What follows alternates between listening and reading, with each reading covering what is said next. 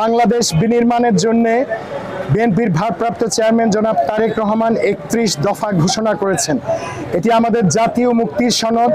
আমরা সেই ৩১ দফার উপরে বুকলেট বিতরণ করছি আমাদের নোয়াখালী জেলায়। আমরা প্রতিটি মানুষের দোরগোড়ায় ৩১ দফার এই বুকলেটটি পৌঁছে দিতে চাই, যেন এ সম্পর্কে মানুষ সম্যক অবহিত থাকে এবং কিভাবে আগামীর বাংলাদেশ বিনির্মিত হবে সেটা তারা জানেন, এবং আমরা তাদেরকে সহযোগিতা করব, তারাও আমাদের পাশে থাকবেন। সে লক্ষ্যে আগামী দিনগুলোতে আমাদের এই কর্মসূচি চলতে থাকবে। আমরা বিভিন্ন ধরনের কর্মসূচি গ্রহণ করব ৩১ দফাকে ঘিরে, যেন আমাদের ছেলেমেয়েরা, আগামী প্রজন্ম, তরুণ ভোটাররা বাংলাদেশ বিনির্মাণে সক্রিয়ভাবে অংশগ্রহণ করতে পারে ৩১ দফার আলোকে। ইনশাআল্লাহ যতদিন পর্যন্ত বাংলাদেশের গণতন্ত্র মুক্তি না পাবে, যতদিন মানুষের অর্থনৈতিক এবং গণতান্ত্রিক অধিকার প্রতিষ্ঠিত না হবে, ততদিন আমাদের আন্দোলন সংগ্রাম অব্যাহত থাকবে এবং ৩১ দফাই হবে জাতীয় মুক্তির সনদ।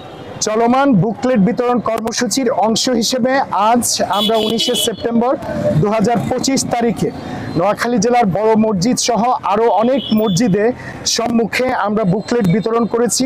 এই কর্মসূচি আমাদের অব্যাহত থাকবে। ভবিষ্যতে আমরা এই অঞ্চলের সকল মসজিদ, সকল বাজার, গঞ্জ এবং গুরুত্বপূর্ণ স্থান এবং মানুষদের কাছে বুকলেট বিতরণ করব। আমরা চাই ৩১ দফা মানুষের কাছে পৌঁছে যাক, মানুষ সেটি আয়ত্ত করুক এবং বুঝুক যে আগামী দিন বিএনপির ভারপ্রাপ্ত চেয়ারম্যান জনাব তারেক রহমান কিভাবে বাংলাদেশ নির্মাণ করতে চান। সেই নির্মাণে আমাদের সকলের সহযোগিতা প্রয়োজন এবং আমরা এলাকাবাসীরও সহযোগিতা কামনা করছি। দেশমাতা ফাউন্ডেশন এই কর্মসূচির আয়োজন করেছে। এখানে যারা আছে সবাই আমাদেরকে সহযোগিতা করছে। তারা দেশমাতা ফাউন্ডেশনেরই সদস্য এবং সহকর্মী। আগামী দিনটাতেও তারা দেশের জন্য এই কর্মসূচি অব্যাহত রাখবে।